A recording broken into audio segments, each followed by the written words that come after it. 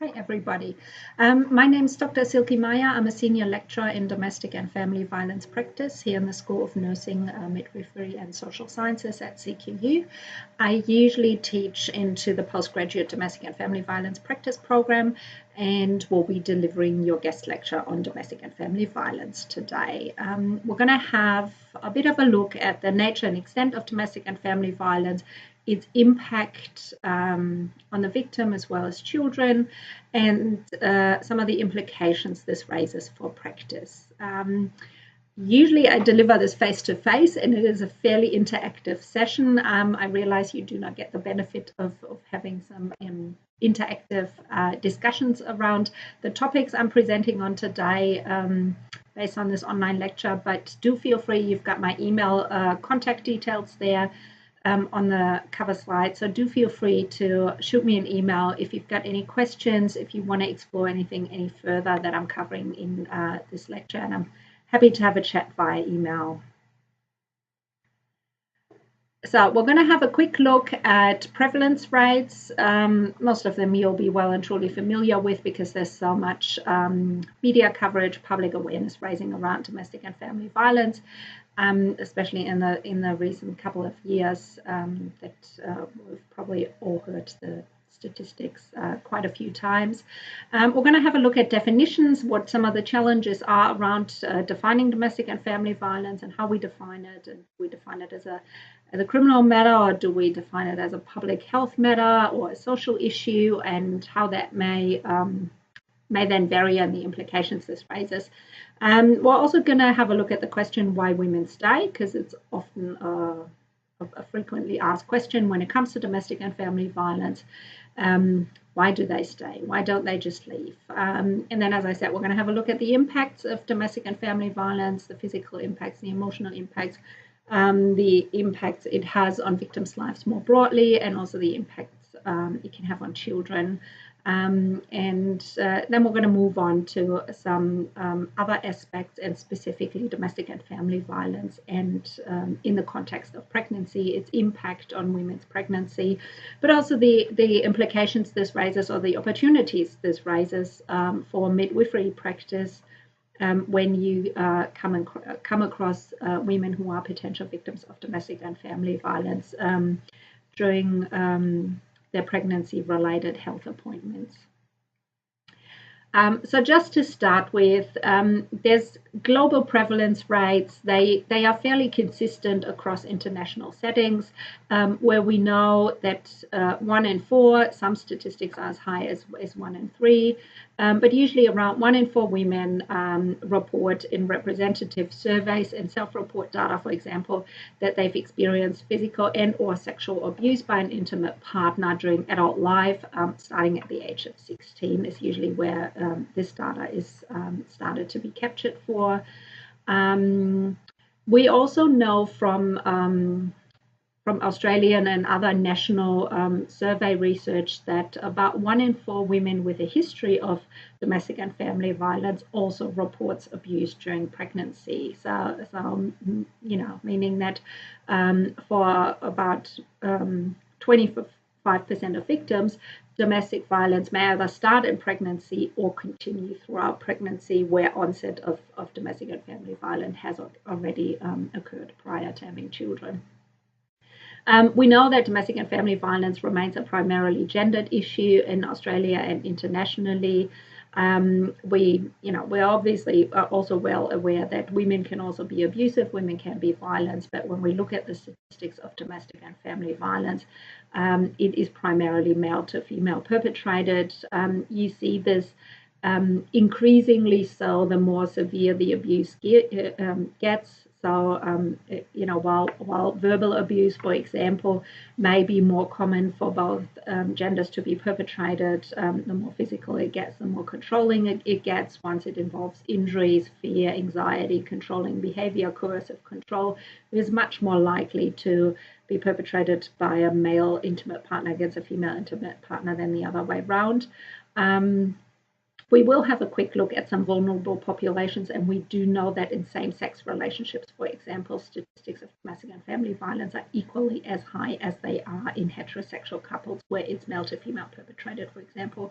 The other thing we do know when we look at the tip of the iceberg and the particularly severe outcomes in terms of fatal domestic and family violence, that the gendered pattern is even clearer when it comes to intimate partners being killed by a current or ex-partner, and the victims are predominantly female and the perpetrators are predominantly male partners or ex-partners.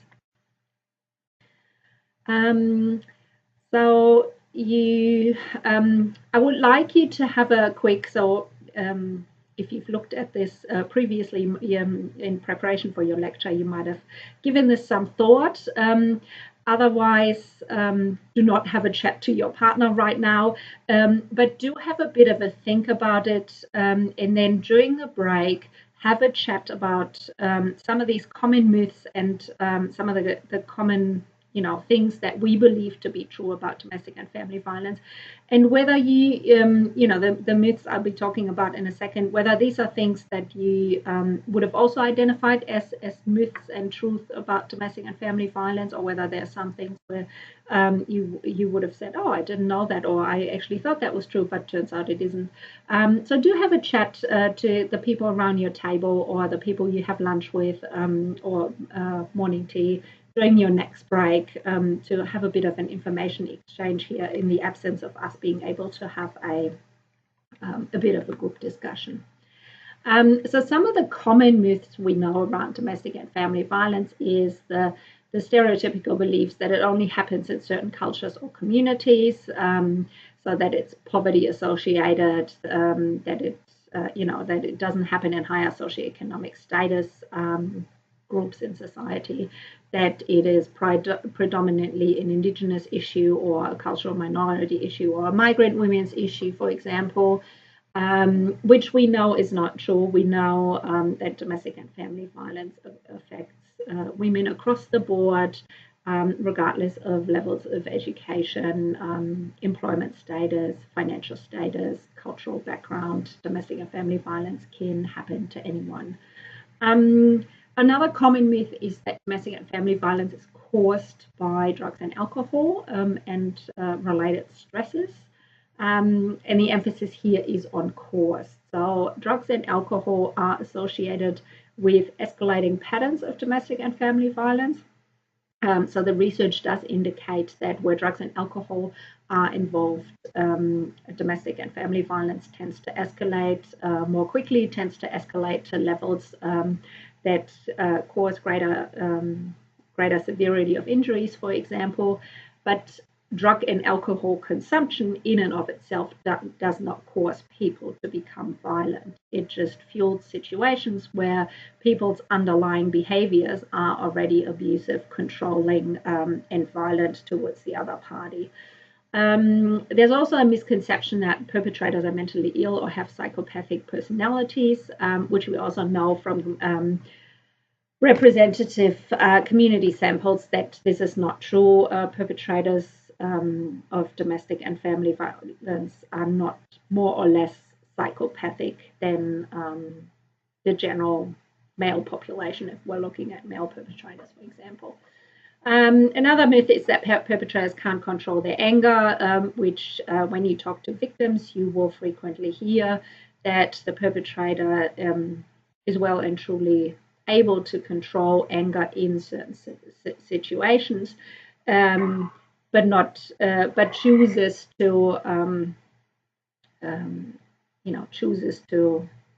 lose control is not the right expression, but chooses to display violent behavior, chooses to exercise control in other situations. So women will often say, well, he doesn't punch his mate in the pub in the face when he gets really angry, but he will when he's angry with me at home. So perpetrators do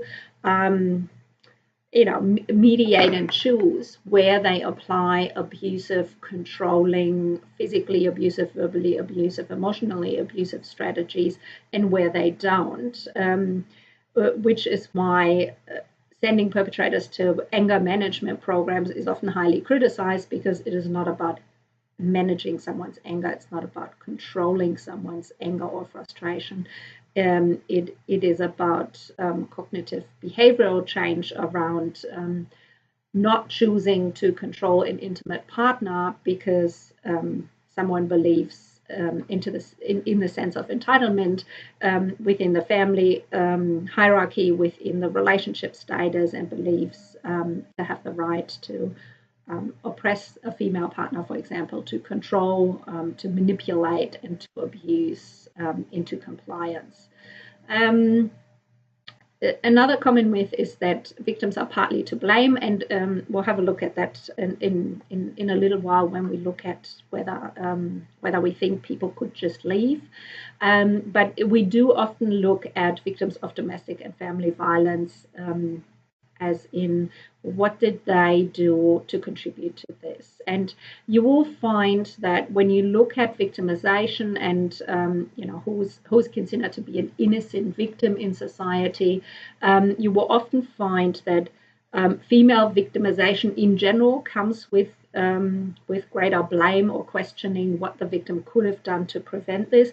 But especially in the context of domestic and family violence, victims often find themselves in positions where they have to justify whether they did something to contribute to the situation. So didn't, and often this is people close to them. Often this is family or friends, the informal social network that victims rely on for support when they choose to disclose abusive experiences, that will say, well, what did you do to tick them off?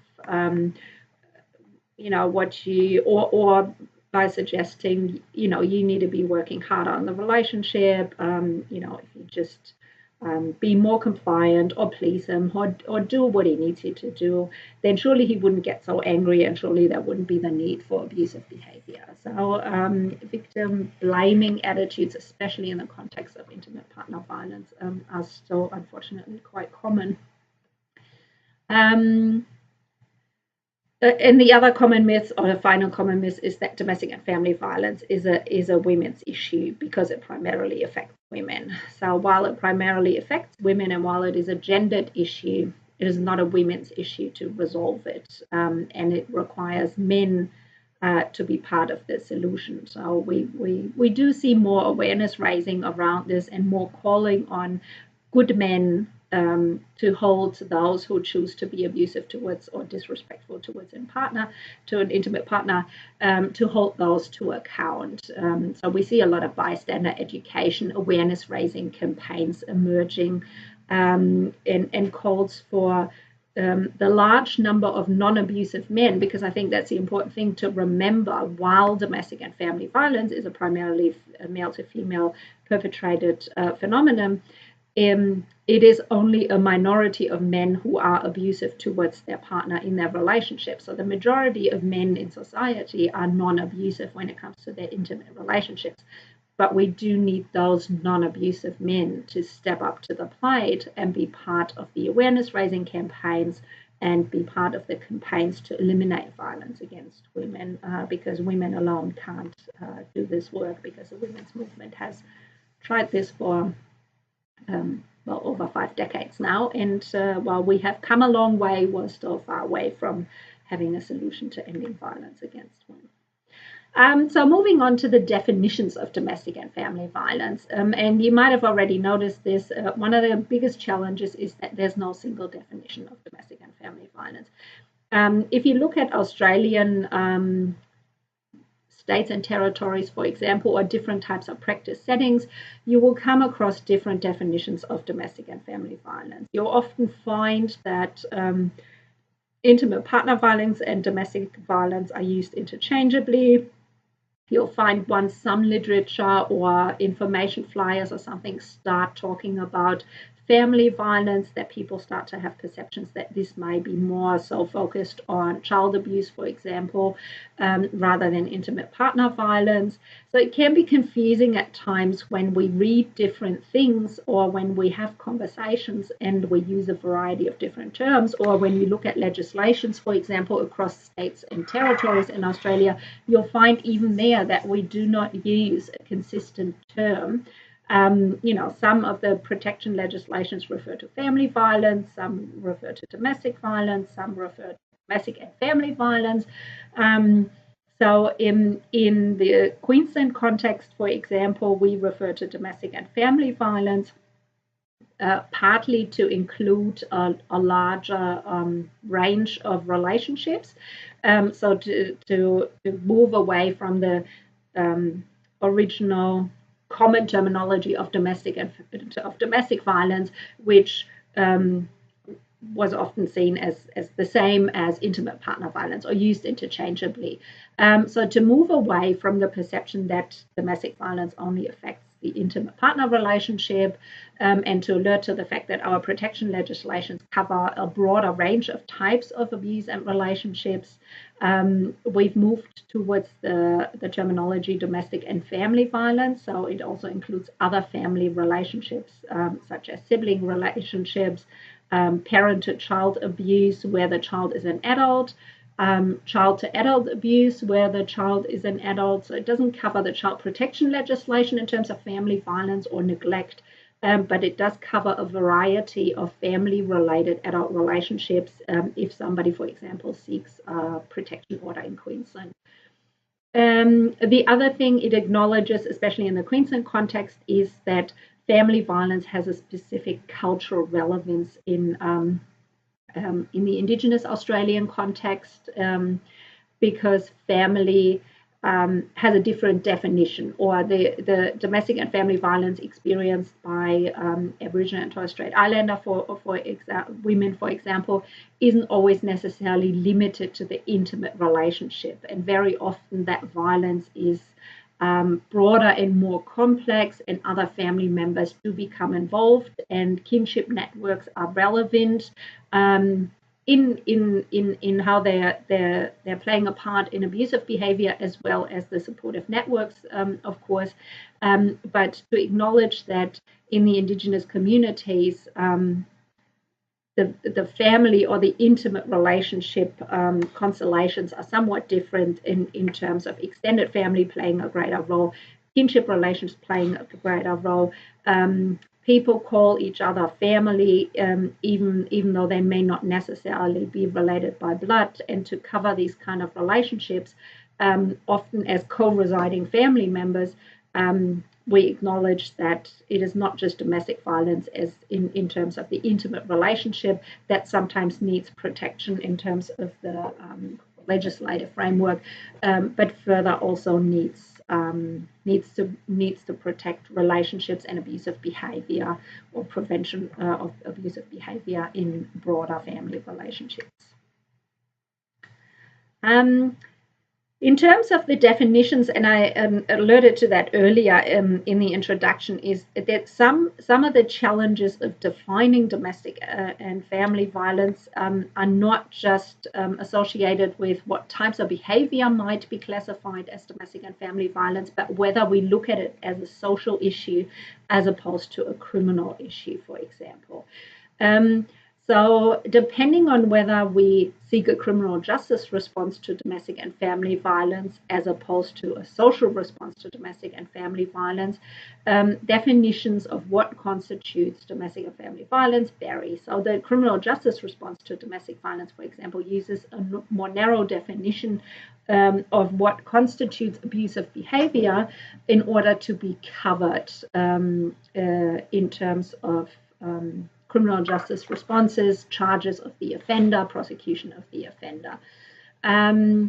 So it is looking at it from a legal lens, I guess, rather than a social lens. Whereas if we talk about domestic and family violence as a public health concern or a social issue, we might include a wider range of behavior that are not necessarily criminalized, but within an intimate or family relationship, would certainly be classified as abusive behavior, as behavior that creates fear and anxiety, for example, in victims.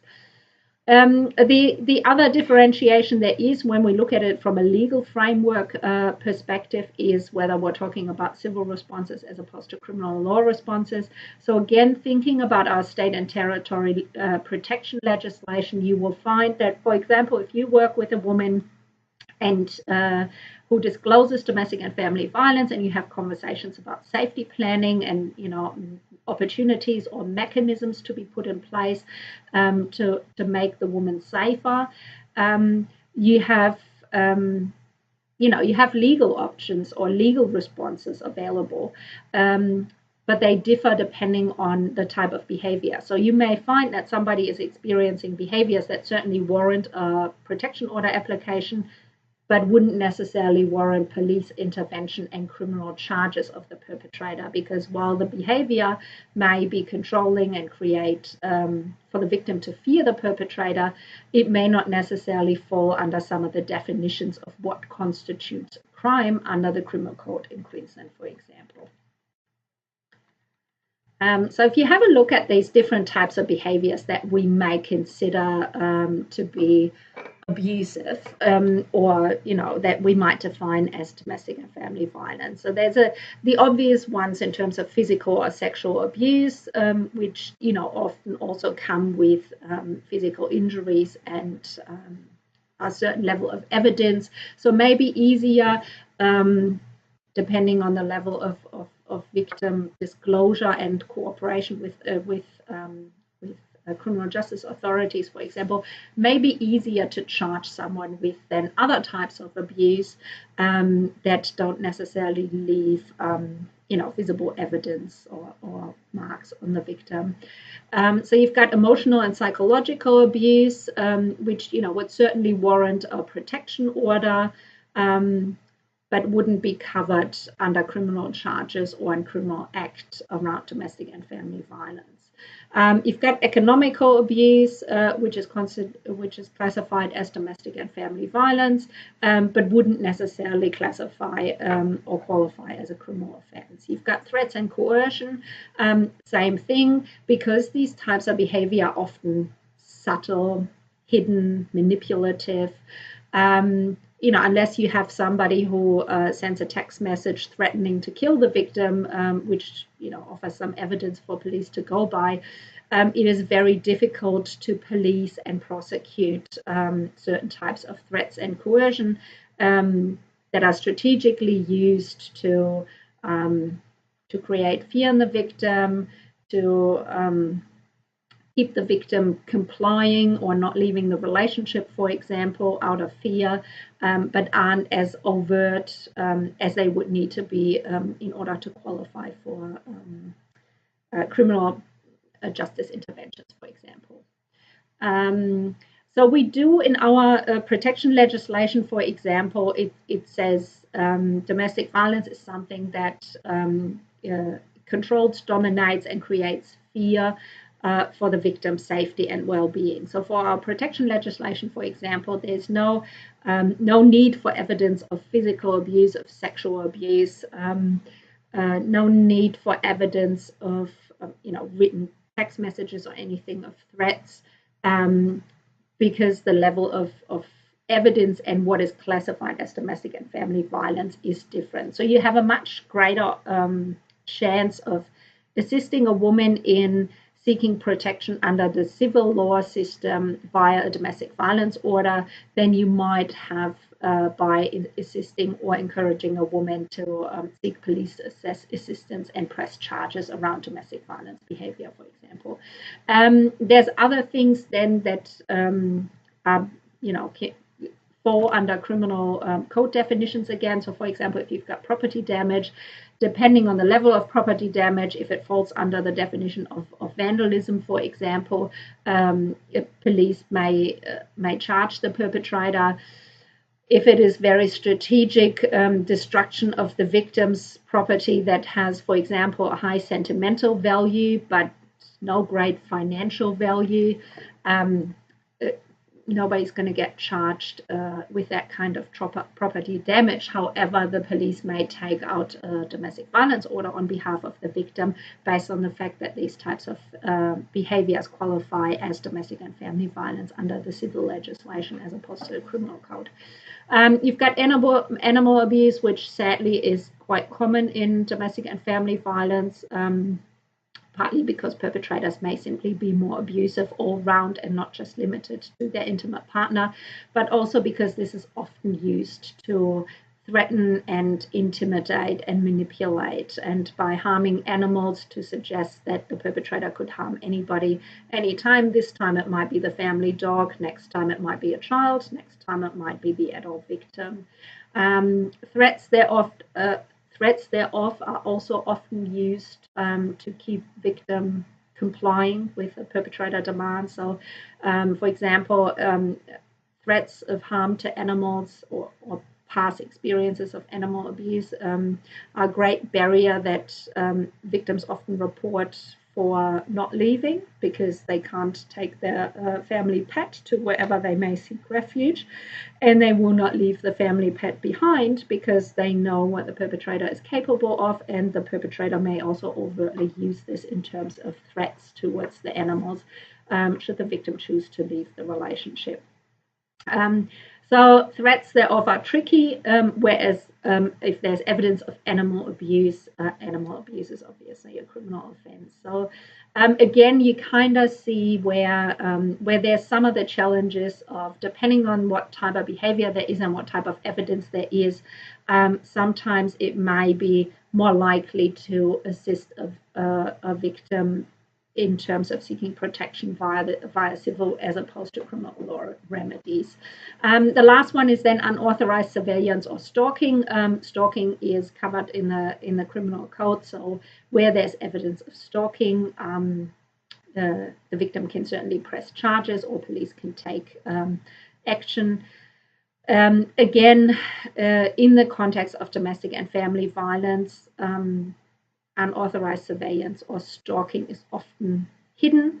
So it can include anything from installing spy apps on the victim's phone, driving past the victim's place of work, where there's separation, driving past a new place of residence, unless there is a domestic violence order in place that clearly states that the perpetrator cannot come within a certain distance of the victim's place of residence, place of work, or any other place the victim frequents.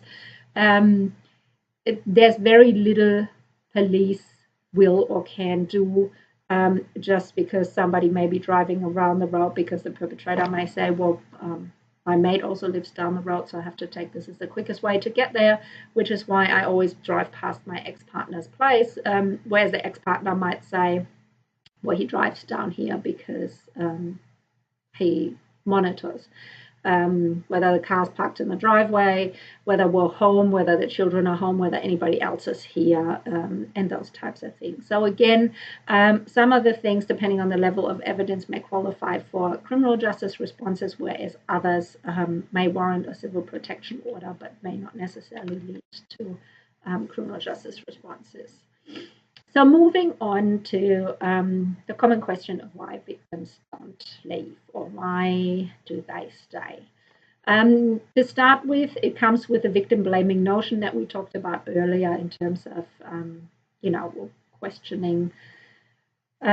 questioning what victims do to contribute to an abusive relationship, but then also often the question of, well, if it's really that bad, why did that victim stick around for the last 5 years or 10 years? Or in some cases, victims stick around for 25 years for various reasons. But we'll get to that in a second. It's the most recent Australian public attitude survey around violence against women, intimate partner violence in particular, was the Vic Health survey in 2014.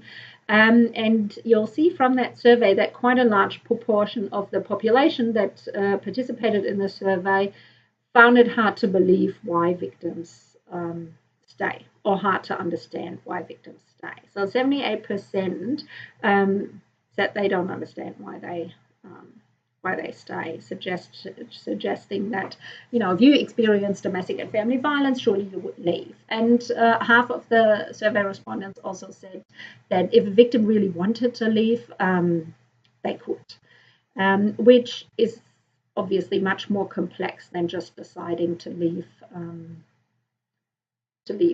a relationship, because domestic and family violence frequently involves various strategies of manipulation, control, coercion, threats, and even where there's not necessarily physical forms of violence involved. So there's various tactics that perpetrators use to entrap the victim in the abusive relationship and to make it incredibly hard for a victim to leave.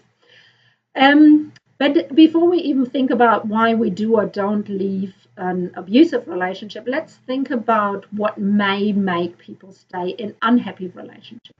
Not abusive relationships, just relationships that are not great. And, people may have fallen out of love. People may know the other party is cheating on them.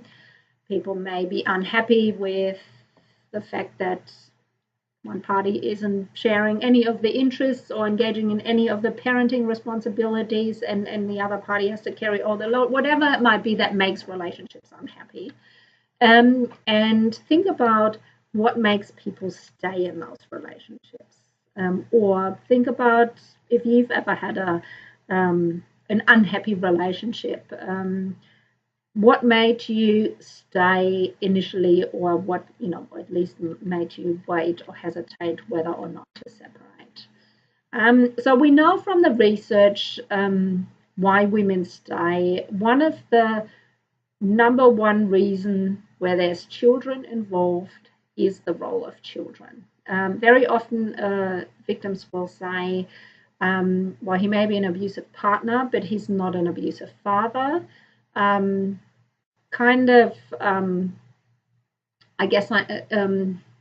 Reflecting the lack of understanding of the impact of domestic and family violence on children. And we see that in perpetrators as well as victims. And we also see that in other, parts of the community, where there is a lack of understanding of what children's exposure to domestic and family violence actually does, and the myth that violence is not directed at the children. So if the abusive partner is not physically or emotionally or verbally abusive towards the children, then the only victim is the mother or the abused parent, and the perpetrator may still be a father figure, maybe even a good father, because maybe he takes the kids out to play soccer and get an ice cream and takes them to school and whatever.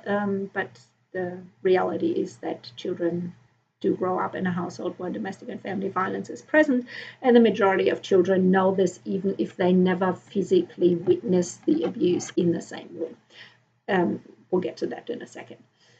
So the other issue is the fear of losing children. So if women separate, will they have access to their children? Will they have custody? Is the other party going to take them to family law court? Do they have the financial means to go to family law court? What kind of repercussions does it have when we separate in a relationship where there's children involved, especially where the other party is or appears to be more powerful?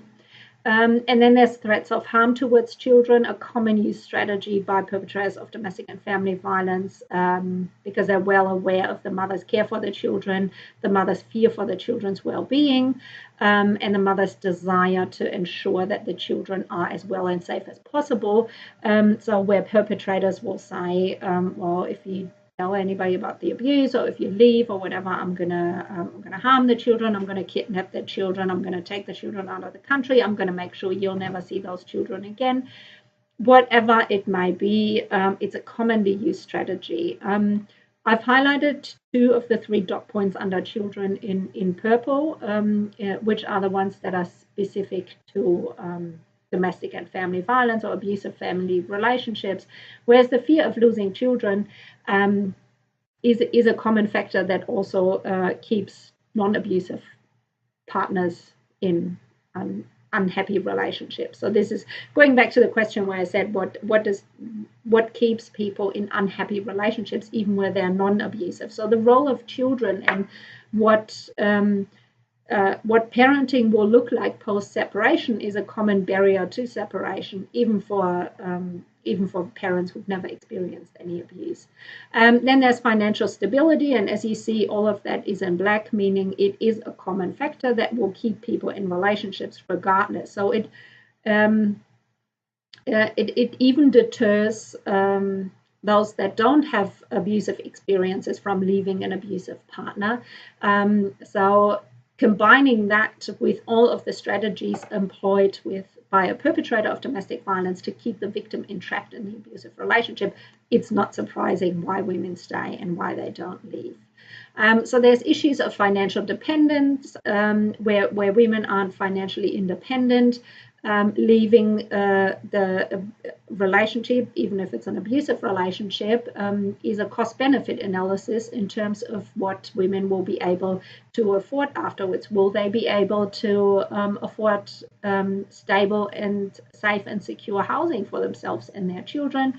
Will they be able to provide the same standards for their children? So meaning, will they be able to whatever it is that children are used to, or does it mean they have to take those children out of the private school that parents with two incomes can fund, but mum on her own will no longer be able to fund? Will they be able to, keep children in the suburb they grew up in, where they have all their friends, where they have their schooling system, where they know their teachers, where they have a social support network, or do they have to move somewhere where further out where housing is more affordable, because as a single parent, the victim will no longer be able to afford certain living arrangements? So these are all factors to be considered on top or alongside the issue of fear, threats of harm towards the children, threats of harm towards the victim, that complicate the decision to leave. Then there is the emotional attachment, similar to what we do in unhappy but non-abusive relationships. People tend to hold on to the good times. No domestic violence perpetrator is always a perpetrator. Domestic and family violence perpetrators start out to be very charming partners. They pretend to be caring. They're not physically, emotionally, or verbally abusive from the first date onwards. They lure their victim into a relationship, and once the entrapment has started, they start to show their abusive behavior. So there is always the glimpse of hope that he's not always abusive, so maybe there's a chance he can go back to the non-abusive side of things, because there is some level of love and attachment in some of the abusive relationships. And you will often find that victims of domestic and family violence will say, I don't necessarily want the relationship to end, I just want the violence to stop. So emotional attachment is a relevant factor in women's decision to leave. And then there's a fear of being alone, which again is a common factor why people don't separate, or why they get comfortable in unhappy relationships, because not everybody is happy with their own company. And then there is the risk of the fear of being alone when one is a parent and has to do it on their own. And then there's other issues associated with being a victim of domestic and family violence, and the notion of victim blaming attitudes. So there's a lot of shame and self-blame that victims report, where victims question, what did I do wrong? Should I have done something differently? Did I work hard enough on the relationship? Did I not make the other party happy? Why did this person become abusive? What could I have done to prevent that? And shame attached to I chose a partner that is abusive, although going back to what I said earlier, obviously victims don't choose an abusive partner. They choose a partner who pretends to be caring, loving, and attentive, and who then turns out to be abusive down the track. But there's a lot of shame attached, especially once victims start talking about how long they've actually put up with the abusive behavior. There's social isolation strategically used by perpetrators over and over and over again, where perpetrators cut off the victim support network, not necessarily in an open way, although there is perpetrators who will tell victims who they can and cannot talk to. There's perpetrators who will go to the extreme of locking victims in the house while they go out to work to make sure the victim is not going out socializing, seeking help, or discussing the abusive experiences anywhere. But very often that social isolation is much more strategic, manipulative, and subtle, where perpetrators will interfere with family relationships, will always cause an argument at family functions, for example, will always interrupt phone calls when the victim talks to family or friends, so that eventually it becomes too hard and too stressful for the victim to engage in these types of things. And slowly the social support networks start to disappear. The social support networks may start to turn their back on the victim because they feel the victim is no longer making enough of an effort to be a friend, to be a daughter that visits regularly or whatever it might be. And the social network keeps shrinking, the social isolation keeps increasing, and by the time victims realize that they need external support in order to leave an abusive relationship or address the issue of family violence, that social support network has disappeared. There's at times a loss of self, so often victims will talk about the strategic abuse and manipulation creating a loss of self, and victims are no longer knowing who they actually are, or victims will often say, I used to be this happy, colorful person. I used to be this outgoing woman. I used to be this this bubbly primary school teacher, or I used to be this marketing manager, or I used to be whatever it used to be. And by strategically being abused and manipulated and told over and over and over again that the victim is stupid, fat, ugly, worthless, the perpetrator creates a loss of self over time, so that essentially by the time victims do separate, they're completely lost and have lost the connection to self, and no longer really know who they are. And sometimes victims talk about having to completely reinvent themselves to move on from that victim identity, where one was constantly being told that one is stupid, worthless, and useless. And then there's obviously the threats of harm towards the victim. So also common for perpetrators to make threats of, if you're leaving, I'm going to hurt you, I'm going to kill you. Threats to kill, incredibly common in domestic and family violence relationships with impending separation.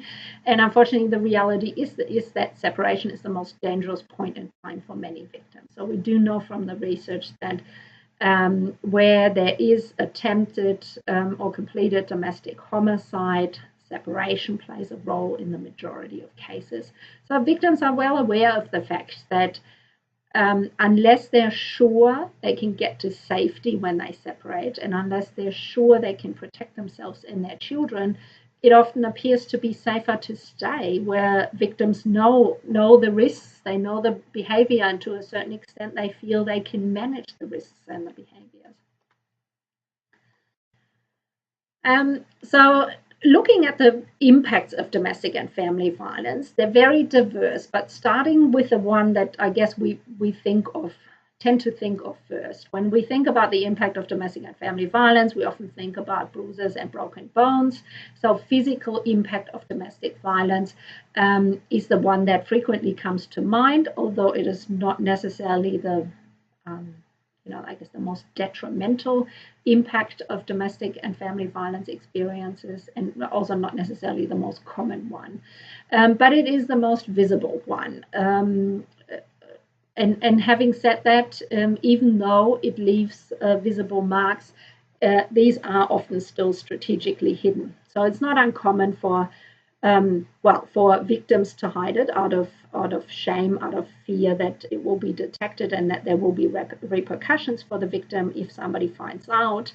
that the perpetrator has been abusive, but also strategically hidden by the perpetrator, who very often physically abusive perpetrators will hurt the victims in places that are not necessarily obvious. So rather than punching the victim in the face and giving the victim a black eye, which is reasonably hard to cover up, victims will often report they get punched in the back of the head, for example, where it's covered by hair. They get punched and kicked in the back, in the legs, on the upper arms, where it is less likely for outsiders to detect the physical evidence of domestic and family violence. However, when we, like I think if you look at the image below, the DV Connect awareness raising helpline image, it is the common thing we think of is the battered woman with a black eye, and the assumption that domestic and family violence means a physically violent perpetrator, whereas that's often not necessarily the case. Often there is lengthy periods of non-physical abuse and control before the domestic violence behavior becomes physical. So it's important to keep in mind that there is many other impacts aside from that of physical abuse. But just in terms of the consequences of physical abusive behavior, they range anywhere from cuts and bruises to bone fractures and brain injuries.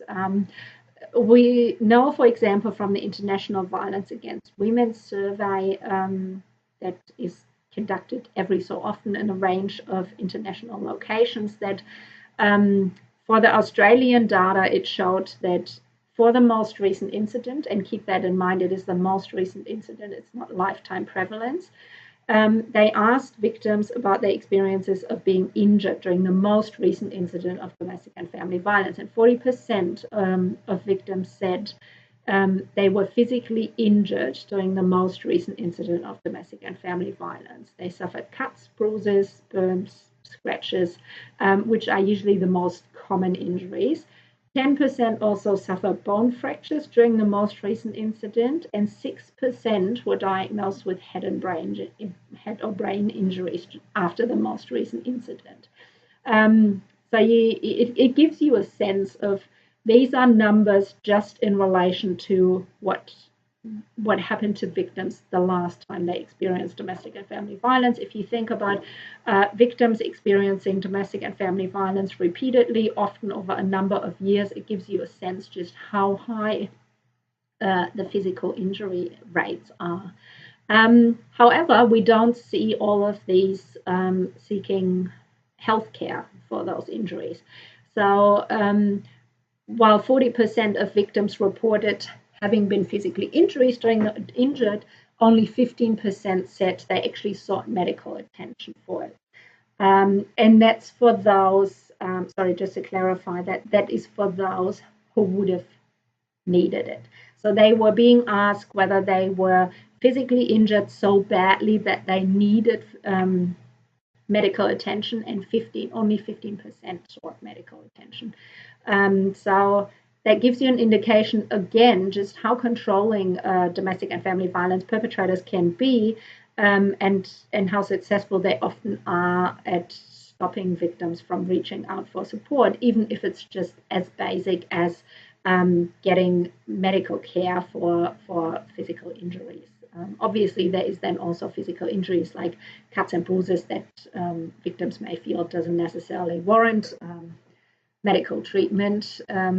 But if we look at the range and the variety of injuries, it is concerning how small the number of victims that actually seeks medical attention can be at times. And I think it's important to keep in mind here when we say seek, that sounds like the victim had a choice and said, yeah, let's do this, or maybe not. But we also know it's quite common for perpetrators to stop victims from seeking medical attention. So they will actively prevent them from calling the ambulance, making a doctor's appointment the next day. or the victim knows the perpetrator is going to come along and is going to control every minute of the interaction in the healthcare system, and people will start asking questions. The perpetrator will get even more angry and aggressive, and there will be repercussions when the couple gets home. So they might as well deal with it themselves rather than getting medical attention for their injuries.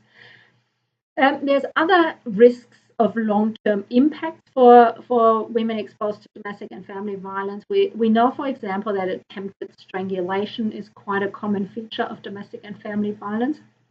And you will have often heard that people used to report or used to refer to it as choking or smothering, for example. But it is actually attempted strangulation when air supply is being limited by, either placing an object around the victim's neck, or placing the hands around the victim's neck, or holding the victim against the wall with the lower arm, or down on the bed, or whatever it might be.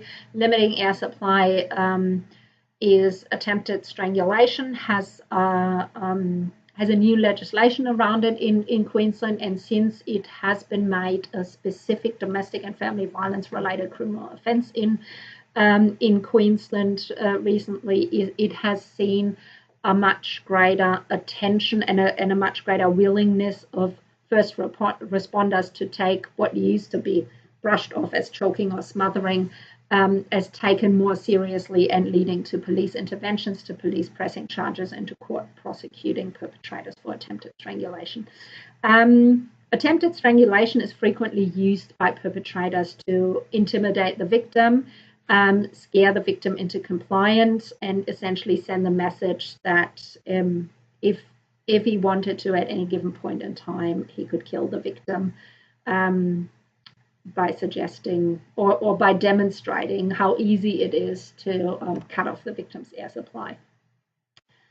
One of the physical impacts associated with this, aside from if it all goes wrong, somebody might end up being strangulated, is that the long-term consequences associated with it, the increased stroke risk associated, based on what strangulation and the lack of air supply does to the victim's brain, and the long-term consequence this has.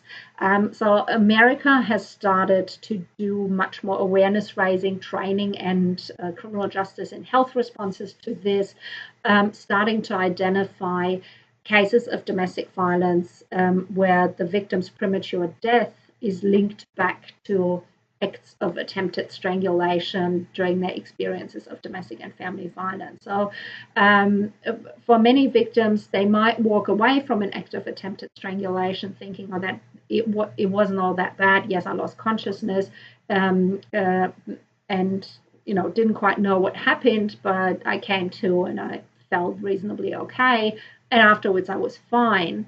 But what victims affected by this often don't realize is that it can have long-term physical health consequences because of the severe impact attempted strangulation can have on the brain. So victims may suffer a stroke, for example, long down the track, without making the connection that this is related to previous incidents of domestic violence and attempted strangulation. The other physical impacts that are not necessarily immediate or obvious to some people that they're linked to domestic and family violence are the various chronic illnesses associated with physical abuse. So, victims suffering all sorts of chronic illnesses, from headaches to hearing loss to speech difficulties to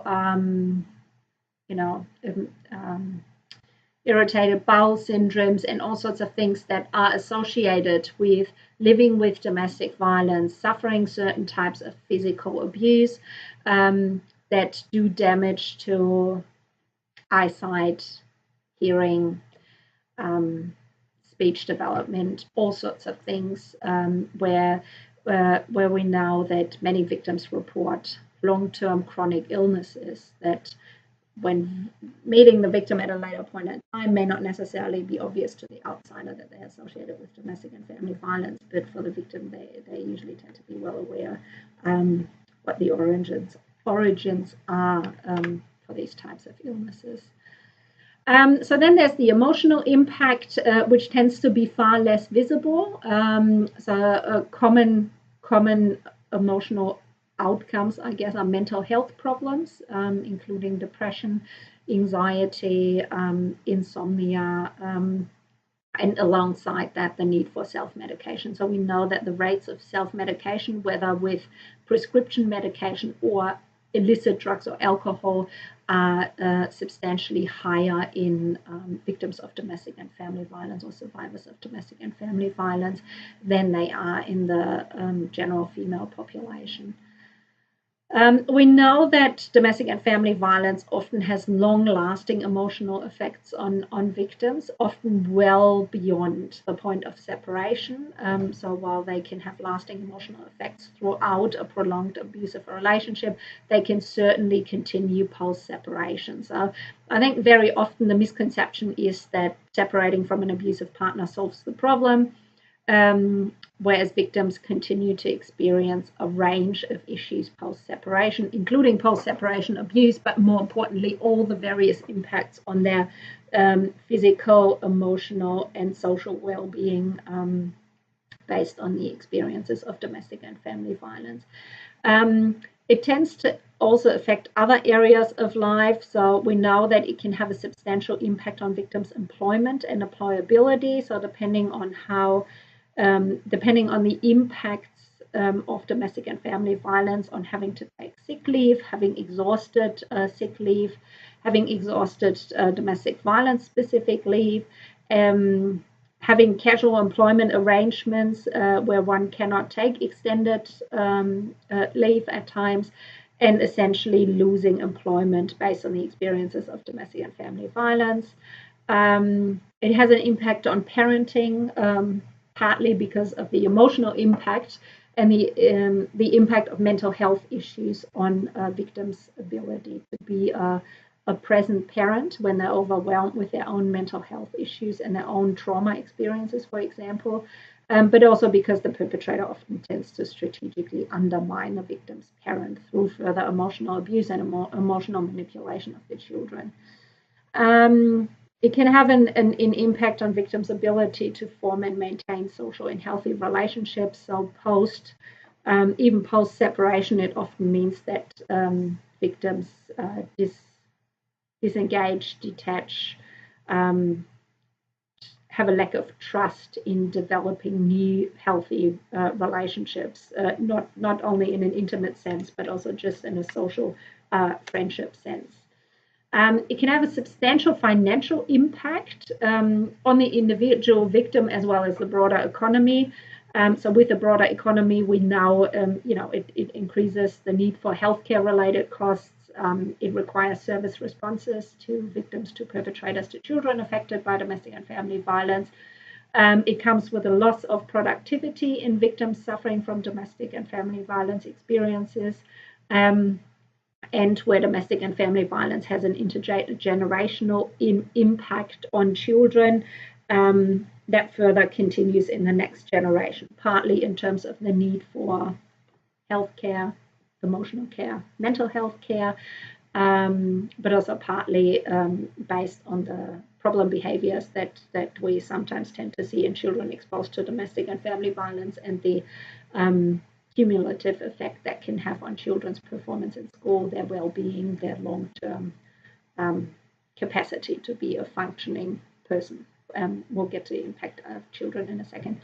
Financial impact on the individual victim. So often it has a direct impact in terms of victims may have health expenses. Sometimes they can afford them, sometimes they can't. We will have a look at this video in a second. And just a heads up, it is quite emotional, and hang on, I should have put my phone on silent. Sorry. So it is, heads up, it is quite emotional. So just be prepared for that, and maybe also just take the opportunity, if you prefer not to watch it, to have a quick break from the lecture. Um, so, so yes, health expenses related with recovering from injuries, hospitalization, reconstructive surgery, whatever it might be. Potential job loss, as mentioned earlier, especially for women that are employed in, casual employment arrangements, rather than ongoing employment scenarios.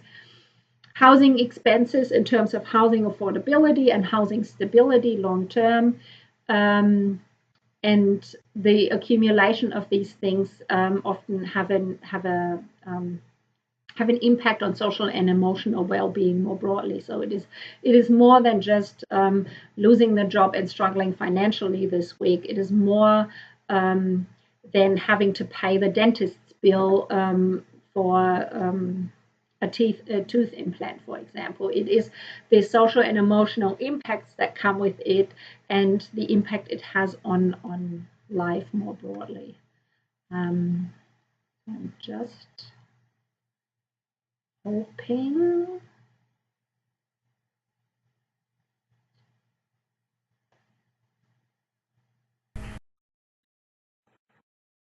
that this is playing exactly the way you need it to play. Otherwise, please do use the electronic version of the lecture slides to click on the link. Watch this video if you like.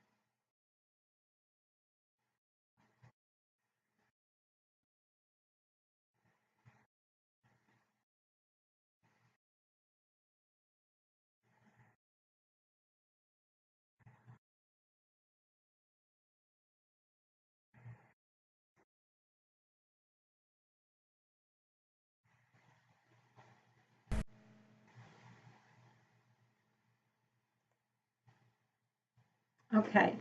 So I think this is a really good illustration of the wider impact of, the health consequences, the associated costs with, health impacts of domestic and family violence, and how it can affect victims' wider, social well-being, social interactions, but also their emotional well-being and their ability to cope and interact the way they would like to interact. The other impact, as mentioned earlier, is on housing stability. So homelessness is the leading cause or domestic and family violence is a leading cause of female homelessness in Australia as well as a range of other nations. There's three categories of homelessness, and I'm just going to mention these quickly, just because we often think of primary homelessness as homelessness, right? So we think about rough sleepers, we think about people who camp out, sit in the city, people who are visible in terms of their homelessness. But when we look at definitions of homelessness, there's actually a much larger homelessness population that is hidden because they don't necessarily sleep rough, yes, yet they don't have stable accommodation. So you've got anybody who lives in temporary or transitional accommodation or substandard long-term accommodation. And you often find that victims of domestic and family violence frequently fall into the secondary homelessness category, where they find themselves in temporary or transitional accommodation, either because they couch surf to seek refuge with family and friends. They might seek crisis accommodation at times that also only lasts so long, whether or not they're then able to enter a private rental market or get accommodation via public housing is another question. So it's not uncommon for victims of domestic and family violence to experience extended periods of housing instabilities, including primary and secondary homelessness. And when you think primary homelessness, also not uncommon for women and children to live in their car for the time being in order to be able to escape an abusive partner. And the other thing that we see in relation to domestic and family violence related homelessness is the pathways in and out of homelessness. So often women may leave and then find themselves in insecure housing arrangements, whether that's crisis accommodation, whether that is staying temporarily with family and friends until that option is exhausted. So they might return to an abusive home and an abusive partner, because at least that gives housing stability. It also often has an impact on children in terms of leaving the family home. Leaving the abusive partner often means having to spatially separate and flee in order to hide somewhere. So it often means uprooting children, relocating them, taking them out of their school environment, taking them out of their daycare environment, moving them somewhere else. And it has various ripple effects on, mothers and children's well-being, safety, and security. So very often there's a cost-benefit analysis where victims toss up whether staying in the abusive home isn't more manageable than managing homelessness with 3 young children, for example. And so then there's the impact on child well-being.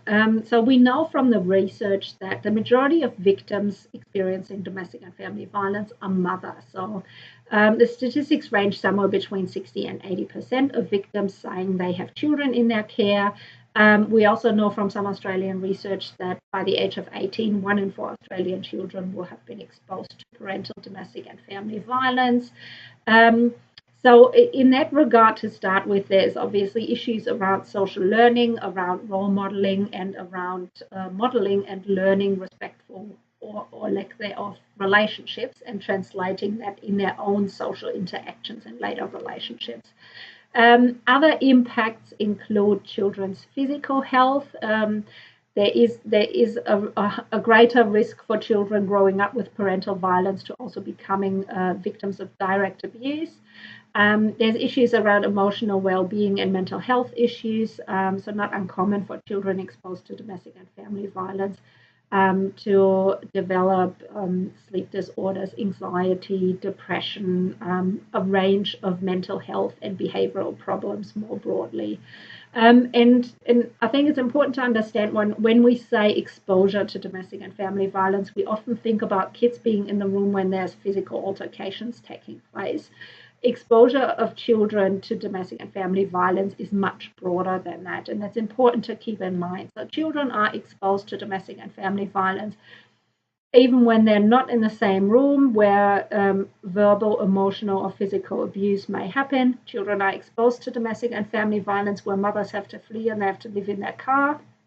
Children are exposed to domestic and family violence where physical violence might happen. The children don't necessarily witness it, but when they come out of their room or when they get up in the morning, they pick up the pieces. And you'll find heartbreaking, devastating research and practice accounts where the normality of children growing up with domestic and family violence who take on responsibilities way beyond their level of maturity because they're constantly exposed. Older siblings take on carer roles for younger siblings to protect them from exposure, to take them into the bedroom, to turn the TV up when the verbal abuse starts, for example, to clean up when physical abuse has happened and mum is injured and unable to pick up the pieces of the property damage, for example. So there's a range of elements to when we say children's exposure to domestic and family violence, which is why it's important to understand that children's exposure to the domestic family violence can take many forms and is a form of child abuse. It creates trauma and it has detrimental impacts on children's short and long-term safety and development and well-being. Children exposed to domestic and family violence are more likely to develop behavioral problems and learning difficulties. So they're more common to struggle in school. They're more likely to have an early onset substance misuse. And as I said, they're more likely to also be to also experience direct forms of child maltreatment. In and of themselves, all these various impacts are already obviously, devastating for children. But one of the most devastating things is the role of cumulative harm or cumulative risk, where you find that the accumulation of these various risk factors over the children's life course make life incredibly and increasingly difficult for them. So, where you might have an impact on physical and emotional well-being, which translates into schooling problems, which translates into being suspended or expelled, which translates into engaging in other antisocial activities or socializing with the wrong crowds, which may lead to a greater risk of substance misuse or criminality, which makes completion of schooling and later employability in life incredibly difficult. So it has a ripple effect on children's development and well-being long-term and goes far beyond the initial fear and trauma experienced by children that may witness parental abuse. Some of the other aspects of domestic and family violence that I just wanted to cover briefly is the cultural aspects in the Australian context. So especially when we look at Aboriginal and Torres Strait Islander victims, we know that they are substantially overrepresented in domestic and family violence statistics. So we know that they are somewhere between 2 and 5 times more likely to experience domestic and family violence in the first place. They're 35 times more likely to be hospitalized as a result of domestic and family violence. They're 5 times more likely to be killed by an intimate partner or ex-partner. So they're substantially, despite their tiny proportion in the overall population, they are substantially overrepresented in the in experiences and consequences of exposure to domestic and family violence. They also tend to have a greater public exposure, often leading to more, especially statutory interventions, whether it's policing, criminal justice, or child safety, for example, because domestic and family violence in Aboriginal and Torres Strait Islander communities at times tends to happen more publicly because life in general takes place more publicly, and people are more likely to fight, or I guess less likely to try and keep things behind closed doors to the extent that you might see this in white middle class suburbs happening. So there is greater exposure. With greater exposure may come greater support. With greater public exposure, unfortunately, also comes greater statutory interventions, which are not necessarily always conducive to victim disclosure and engagement. Which brings us to the barriers around help seeking. And there's various barriers already for victims. We've talked about some of the fear and shame and self-blame, a lack of trust, but particularly for Aboriginal and Torres Strait Islander women in the context and the ongoing aftermath of colonization and racial discrimination. Aboriginal women tend to be much more likely to have strained relations with regulatory agencies. For criminal justice agencies, partly because of the substantial overrepresentation of Aboriginal people in the criminal justice system, from the youth justice system to the adult justice system. So Indigenous women can be reluctant to engage with police and courts because they don't want to contribute to the overrepresentation of their own men in the criminal justice system as much as they might want the violence to stop or the relationship to end. They do not want to be contributing to that, and or they do not want to be accused by extended family and kinship in the community to having contributed to a greater overrepresentation by having sent their husbands to jail, for example. There's prolonged experiences of abuse and isolation when it comes to especially cultural or racial discrimination that tends to silence Aboriginal and Torres Strait Islander women even more so than it already silences non-Indigenous victims. And there's the impact on children in the context of strained relations with regulatory agencies. Obviously, the impact of colonization on children's removal from their families and the long-standing history of child removal, the stolen generation,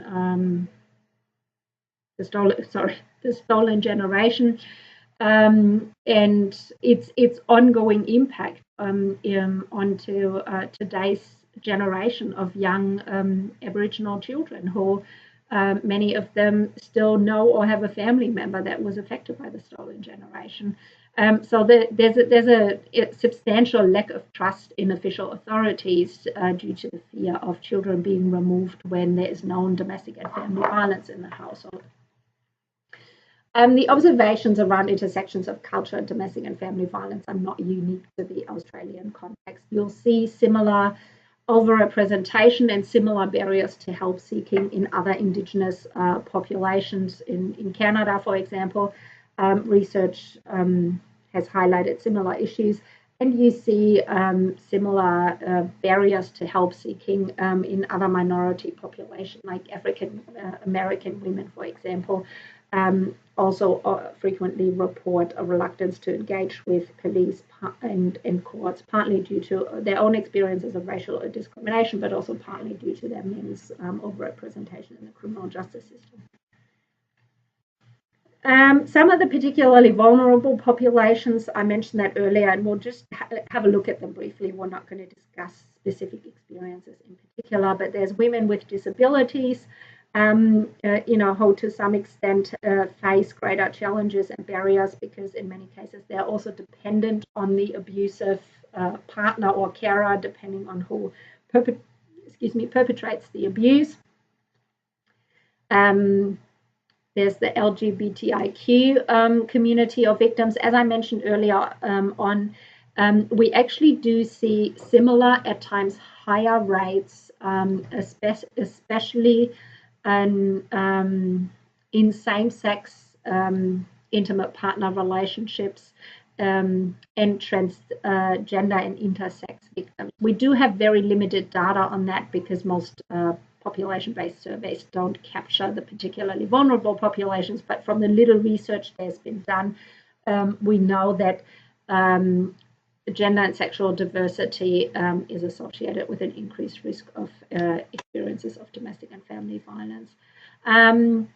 There are older women in terms of vulnerability and barriers to help seeking, where we know that often older women have endured domestic and family violence for years, if not decades, and don't leave the abusive partner for a variety of reasons, as we've unpacked earlier, specifically when it comes to financial independence and housing stability. We've just talked about the experiences of Indigenous women. There's some similar experiences shared by culturally and linguistically diverse women in terms of some of the barriers around a lack of trust in white mainstream authorities, whether it's child safety or whether it's courts and police, for example. The role of family relations in cult communities, for example, the pressure placed on women by family expectations in certain cultural backgrounds, it can make culturally and linguistically diverse women particularly vulnerable to domestic and family violence and prolonged experiences of domestic and family violence. Women with mental health issues, women with substance misuse issues, often because there is a much greater stigma associated with women's experiences of mental health and substance misuse issues than there is for men, especially for substance misuse issues. So women with drug addiction, for example, alcohol or even prescription medication, but particularly drug and alcohol addiction, often silenced by those experiences, especially when these children are mothers because of the stigma attached to motherhood and substance misuse. So instead of disclosing the abuse to get some sort of support, women are silenced because they are well aware that whoever they approach for support may report this to child protection, because the violence as well as the substance misuse may create child welfare concerns, and child safety interventions may lead to the removal of children, in the end silencing some victims and forcing them to put up with prolonged experiences of abuse. And then there is women from rural and remote areas who often have limited access to support services or even to social support networks, where on rural and remote properties, for example, the next person to call for help can be quite some time away.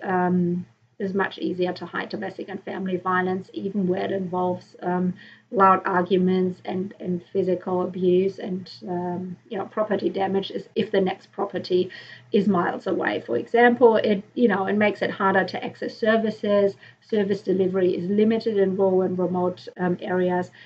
So again, creating various barriers for victims to access relevant support and thus making them more vulnerable. So moving on to domestic and family violence and pregnancy. As I said in the beginning, you remember that 1 in 4 victims of domestic and family violence report having experienced abuse during pregnancy. So for some, this may mean onset during pregnancy. For some, this may mean an escalation of violence during pregnancy. It is often associated with a perceived loss of control on behalf of the perpetrator. So we often see that the onset of more severe violence or the onset of domestic and family violence during pregnancy per se has to do with the perpetrator's status and the perpetrator's perceptions of security in the relationship changing, and where it was just a perpetrator-victim relationship, it was fairly easy to manipulate and control, and all focus went onto the perpetrator, whereas when there's a child on the way, the victim's focus is divided between the abusive partner and the need for care for that pregnancy, and then later on for that baby. So pregnancy can challenge the sense of the perpetrator's sense of entitlement, or being in power or control, or being the only person in power and control in the family, which may lead to an onset of violence or an escalation of violence. There's some other pregnancy-specific risk indicators the Australian Institute for Family Studies published these a couple of years ago. So unwanted pregnancies, there's a higher rate of unwanted pregnancies in women who experience domestic and family violence. Victims are also more likely to give birth to children with a lower birth weight. Victims of domestic and family violence are more likely to go into premature labor or experience miscarriages. There can be fetal stress and trauma to the unborn baby due to exposure to domestic and family violence in the womb. Victims of domestic and family violence are also more likely to show signs of STIs or STDs. So sexually transmitted diseases are more common because of coercion and forced sex and forced unprotected sex in abusive relationships. There can be an increased risk of maternal substance misuse due to what we talked about earlier in terms of victims' self-medication, whether it is with licit substances or illicit substances. And there's a greater rate of maternal depression and anxiety in women who experience domestic and family violence. And you obviously, in your everyday midwifery practice, you see a lot of these, not necessarily all in combination, but you do come across a lot of these risk indicators. And in and of itself, one or the other may not necessarily be a giveaway for domestic and family violence exposure, but when you see an accumulation of these factors, it can be an indication of domestic and family violence, which is where screening for domestic and family violence is a valuable tool in midwifery practice to identify risk early where possible. These are just a couple of examples from some of the research that I've done over the years, some of the women I've spoken to, and what they described in terms of their experiences of abuse during pregnancy. So one of the women who had 3 children was talking about how the perpetrator would rant and rave and abuse her and say, I could punch you in the stomach and I could kill that child. And from there on, she said it just kept getting worse. And her perception was he used that because he knew she was at her most vulnerable. It wasn't just about hurting her, it was about hurting the baby and the pregnancy that was important to her, and just creating so much fear in her that not only might he be physically abusive towards her, but his physical abuse may also have repercussions for her pregnancy. And another woman was saying that he started to abuse her when she was heavily pregnant with her baby, and she was taken to hospital and they had to put her on a drip to stop her from going into labor. She knew that once that had started, it just kept getting worse and it was happening more and more. It was almost as if some barrier had been broken down. And once he started to abuse her during pregnancy, his abusive behavior would escalate over time in frequency and severity. So I guess you probably find this as your practice experience, but it also often raises the question, if victims don't necessarily disclose or they don't necessarily actively seek help, at least in the early stages of experiencing abusive behavior, who can be a point of contact, or what type of support mechanisms do we have where women tend to be visible?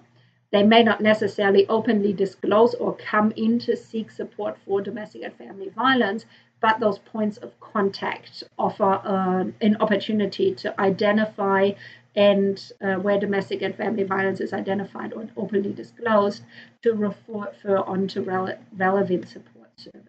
So midwifery is one of these points of contact because it is female-focused care.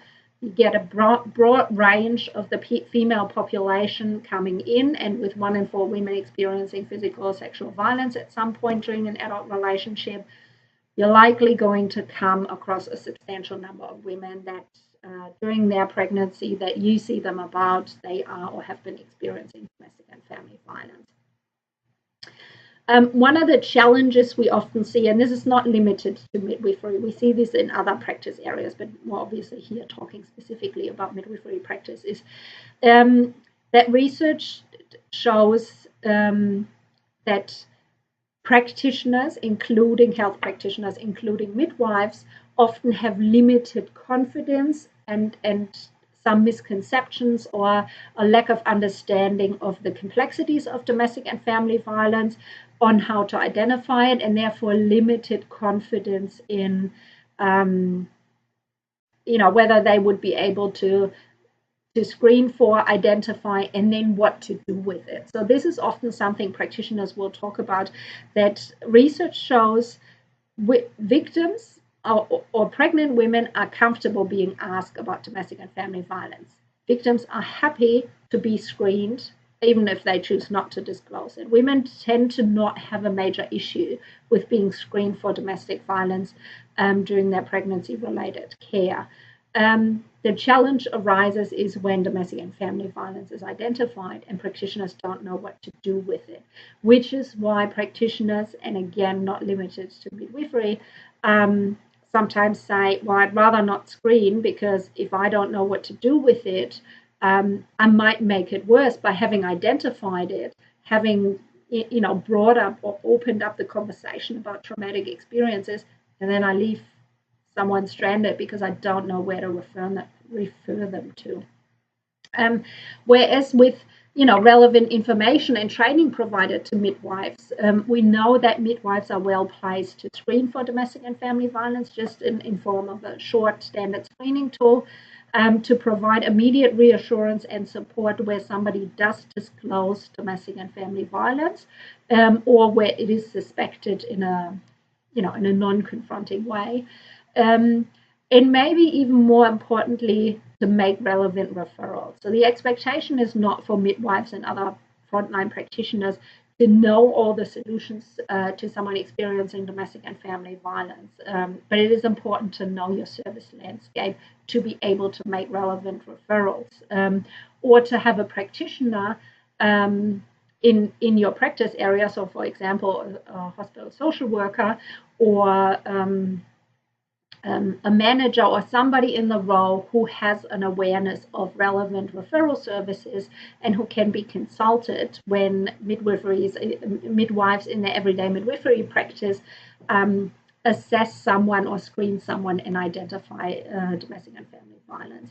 Midwives are also well placed to some extent to assist with safety planning, so depending obviously on capacity and at what point in time domestic and family violence is identified, but where there is the opportunity for a one-on-one conversation with a woman, midwives are well placed to ask certain questions around safety concerns and suggestions around safety planning.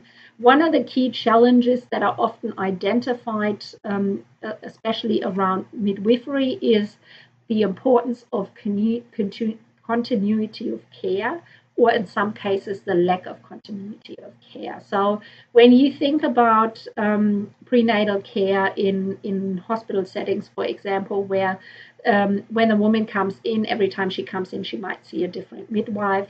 It unfortunately doesn't necessarily help with building rapport, building a trusting relationship, identifying things, having follow-up conversations around what happened last time, what somebody might have disclosed, what somebody may be contemplating. Whereas where there is continuity of care, victims of domestic and family violence are much more likely to disclose domestic abuse, and practitioners are more empowered or more able or better equipped to respond and follow up with victims of domestic and family violence, because there's ongoing contact. But there are some considerations that you can apply around safety planning, even if you don't work in a setting that has a continuity of care model. And even if you only might come across a woman once or maybe twice. If somebody does disclose, especially during during prenatal care, when the woman is on her own, or when you have an opportunity to interview the woman on her own. There are opportunities to, to start with questions whether the victim feels safe to go home, whether there's any immediate safety concerns that the hospital can assist with, whether the victim would like to seek refuge, so whether the victim would like to access crisis accommodation. And obviously, again, as a midwife, it's not your role to organize crisis accommodation, rather knowing who to refer to. So, if you are aware of things like 1-800-RESPECT, or in Queensland, the DV Connect helpline, those are key numbers where if you ring them, even if they can't assist, they will assist you in finding the right point of contact to help arrange crisis accommodation for somebody who wishes to flee, immediately or at some point in time. You can identify if the victim is willing to engage with other services. So obviously, except for under certain circumstances, you require consent to share information. And ideally, consent is desirable, even where the legislation allows to share information without consent. Uptake of other service provision is more likely where victims have consented for their information to be shared rather than for information being passed on against their will. But if you identify immediate risk of harm to children present in the household, for example, or immediate risk of harm to the unborn child, or if you identify, ongoing risk of harm, and you operate in a place where there's an integrated response with, particular information sharing protocols, for example, under the new Queensland legislation that came into place last year in 2017, you can share information without consent with certain entities and under certain circumstances. So I do encourage you to look up that legislation. So again, when you get electronic access to these slides, you just click on the link and follow the link, because it is useful to know what, especially if you work in the public healthcare system as a government department in form of Queensland Health, for example, you do have the opportunity and to some extent the obligation to share information where there's identified risk of harm. You have an opportunity to develop a safety plan with victims returning to an abusive partner. To some extent, ideal case scenario, if you work in a hospital setting where you have access to the hospital social worker, the social worker may be better placed to do this due to capacity issues and maybe also due to relevant training. But it is an opportunity to have conversations with victims around safety planning. So if they do go back, if they're not quite sure, or if they don't want to leave, but they identify that violence is escalating, it can be useful to have conversations with women around, keep your car keys close, make sure you have access to some emergency funding, whether that is via a key card or whether that is via an emergency cash stash somewhere. And, if you keep a bag packed, don't keep it visible. Don't keep it anywhere where the perpetrator, who hasn't been informed about the fact that the victim is planning to leave, might stumble across it and ramp up the power and control to prevent the victim from leaving. Don't have conversations around that it's not safe to advise the perpetrator if a victim intends to leave, because again, it might challenge the perpetrator's perceptions of power and control and may lead to the perpetrator to again increase the level of violence and control to make the victim stay and further entrap the victim. So there are things that you can do in midwifery practice because you do have those opportunities for one-on-one conversations with some victims. Obviously, as many of you will have already experienced in practice, sometimes you don't get that. Sometimes you have a highly controlling partner who will make sure he's there every step of the way, and who will give the victim not a single minute of one-on-one time with a midwife to minimize any opportunity to disclose experiences of abuse and seek help, in which case it can be useful to be creative around getting some one-on-one time with women, whether that's around a urine sample, whether that's around an ultrasound or whatever it might be, where the suspected perpetrator is encouraged to stay seated somewhere, wait in the waiting area or whatever it might be, and try to remove the woman for at least for a short time to establish some one-on-one time to be able to screen, and if there is disclosure, to offer some referral options. The other option, or I guess additional resource, is the Queensland Health Domestic and Family Violence Training Resource Pack. So if you haven't done that already, I suspect you have, but if you haven't done that already, again, the links are in these online slides, and I strongly encourage you to have a read through them. It is quite a handy training resource because you don't have to do it from front to back in one go. You can click on the different modules and the different suggestions, and if you want to read up on referrals to specialist support, then that's what you click on. You don't have to go through the whole training package to get to where it talks about making a referral to specialist support services, for example. And the response to disclosure flowchart can be quite handy too, I find, in terms of where to refer, what the opportunities are, and what one can do when domestic and family violence is suspected or disclosed. So that's it for today. As I said, if you've got any questions, if there's anything you want to follow up further, discuss, unpack, do shoot me an email. You've got my email address, and I'm happy to have a chat via email. If there is anything you want me to clarify, then also please do send me an email. And